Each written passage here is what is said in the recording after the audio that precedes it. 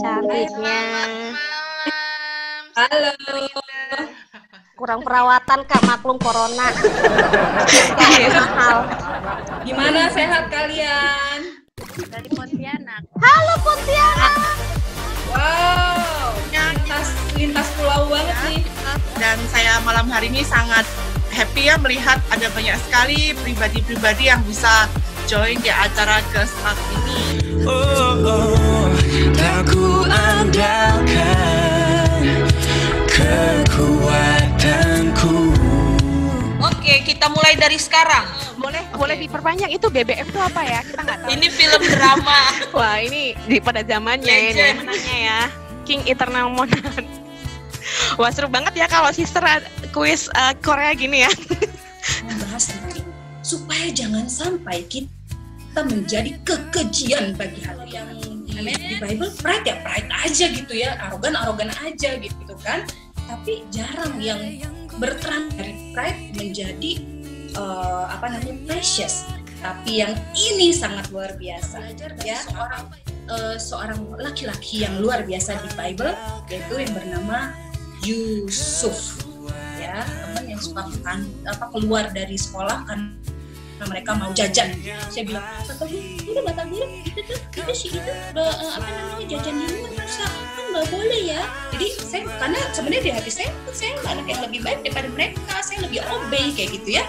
Nah, si sensitif kita tahu ya, dia mimpi kan, dia punya mimpi, terus dia malah maksudnya kalau orang rendah hati nggak usah lah gitu kan. Share mimpi-mimpi kayak begitu gitu kan. Terus kalau kayak jubah maha indah yang dikasih bapaknya, aduh show off banget nih orang ya.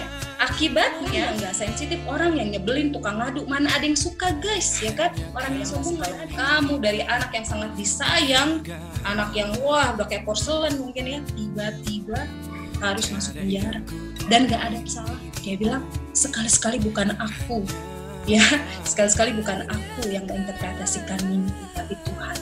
Wah, kelihatan makin humble dia ya. Dia diproses untuk menjadi precious. Nah, tetapi hal yang sebenarnya Yusuf itu lagi mengalami proses pemurnian. Bukan dia ditinggalin Tuhan ya, dia nggak ditinggalin Tuhan, tapi dia lagi dimurnikan. Dia bisa lihat bahwa wow, ini ada precious purpose. Kenapa dia harus lewati semua proses yang gak enak.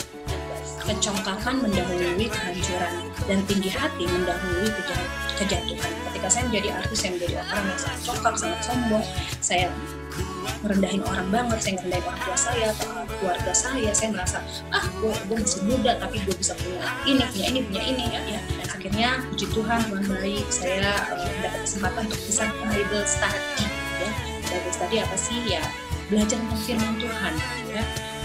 Ada orang yang membantu saya, mementor untuk saya bisa mengenal Tuhan, mengenal firman-Nya dan menjalankan firman-Nya.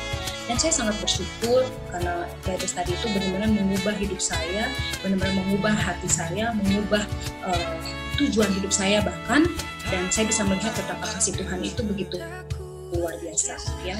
Diingatkan lagi karena saya juga bisa dibilang relate dan punya latar belakang yang kurang lebih sama. Saya dari kecil jadinya apa-apa tuh nggak pengen dilihat jelek di depan orang gitu.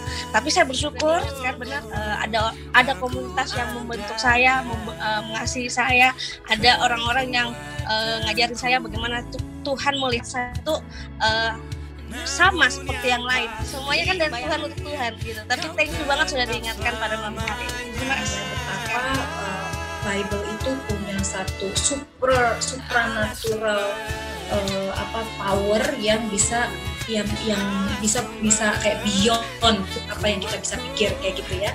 Nah, jadi ya salah satunya adalah dengan memeditasi atau meditate the word of God kayak gitu ya, saat teduh ya.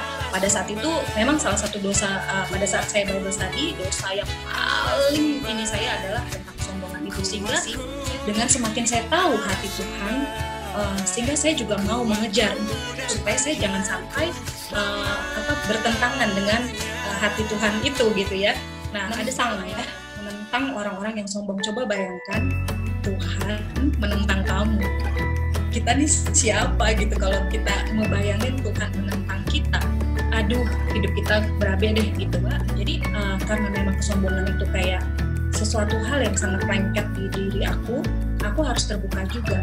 Ya, selain ya kepada Tuhan, aku berdoa juga minta tolong aku menjadi seperti yang Tuhan mau.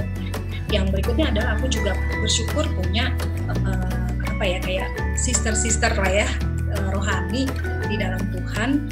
Jadi kayak community, mentor kayak gitu ya, mentor rohani, dan aku selalu terbuka. Tips yang bisa kita lakukan tadi yang pertama, kita harus take it serius juga Tuhan itu sendiri, terus orang help buat orang yang kita percaya gitu lah ya, untuk bisa membantu. Kayak kita bersahabat. Gimana sih kita bisa saling terkoneksi? Adalah ketika kita membangun komunikasi, bukan? Membangun komunikasi secara dua arah. Tuh mungkin kalau cuma feeling percaya aja, kecil kan juga udah tahu Tuhan gitu kan. Tetapi apakah itu ukuran kita intim sama Tuhan atau connect sama Tuhan? Kan bukan itu. Nah, itu perlu dilatih ya. Kayak persahabatan, melatihnya kan dengan berkomunikasi intens, saling terbuka, sering spend time, sering hang out ya, sering sama-sama kayak gitu, sehingga akhirnya lama-lama terkonek kayak gitu. Memang harus dilatih dan ada penyangkalan diri juga berarti di situ ya, dan yang pastinya harus benar-benar punya kesungguhan itu sendiri. Jadi emang dari hati sih ya, kita benar-benar pengen connect sama Tuhan gitu ya. Lingkungan yang nggak bisa kita hindari gitu kalau mereka mungkin orang-orang yang penuh pride atau saling mengadu pride gitu. Ya, I understand completely. Karena kita tahu purpose kita tuh apa gitu. Kalau kita tahu purpose kita apa, kita mau terus menyenangkan hati Tuhan, ya kita siap gitu loh. Di dunia artis itu image itu kan kayak penting banget. Tuhan itu sama kepada orang-orang yang dia pilih, yang orang-orang yang dia sayang, bahwa di mata dia kita itu precious, kita tuh honor. Orang itu bisa membuat kita down ya. Tetapi ayat ini saya selalu Ria, you are precious di mata Tuhan, it's okay.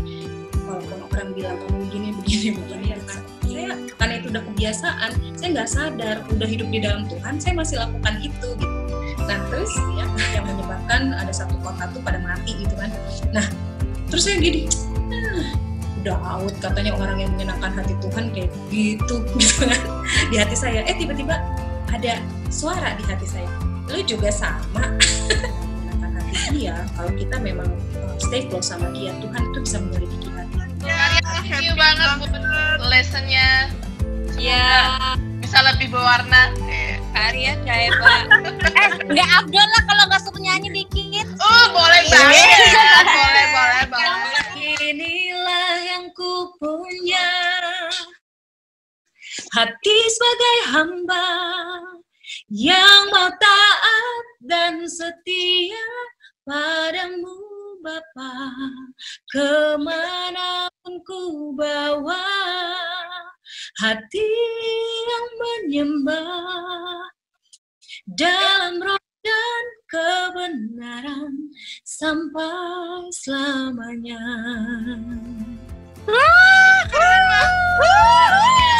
Bye semuanya. Terima kasih Dian, Marta. Bye. Selamat malam, selamat beristirahat.